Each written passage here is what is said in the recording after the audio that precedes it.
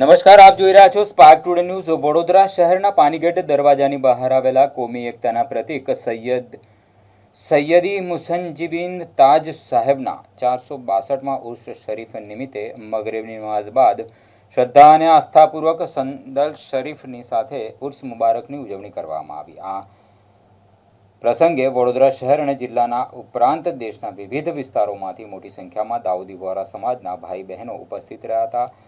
અકીદત સાથે હાજરી આપી હતી। અંતમાં વિશેષ દુઆ કરવામાં આવી કે ભારત દેશમાં તમામ ધર્મ અને જાતિના લોકો પોતાના તહેવારોની કોમી એકતા, ભાઈચારા અને પરસ્પર સદભાવ સાથે ઉજવે તેમજ ભારત દેશનું નામ સમગ્ર વિશ્વમાં ગૌરવપૂર્વક ઊંચું રહે।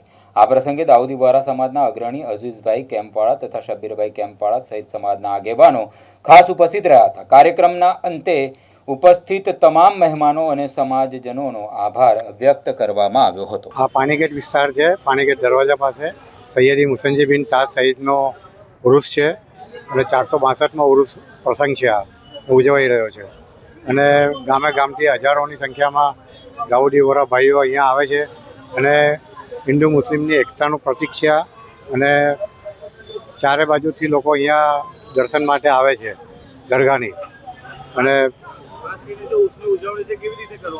ઉર્સની ઉજવણીમાં આજે સંડલ હતું સાંજે, તે પછી વાયસ થશે અને કુરાન શરીફની તિલાવત થશે, આ બધી વસ્તુ થશે અને પછી નિયાઝનો બધાને જમણવાર છે। લગભગ 2500થી 3000 માણસ લાભ લેશે અને બધે બાજુ રિલે કરવામાં આવ્યું છે।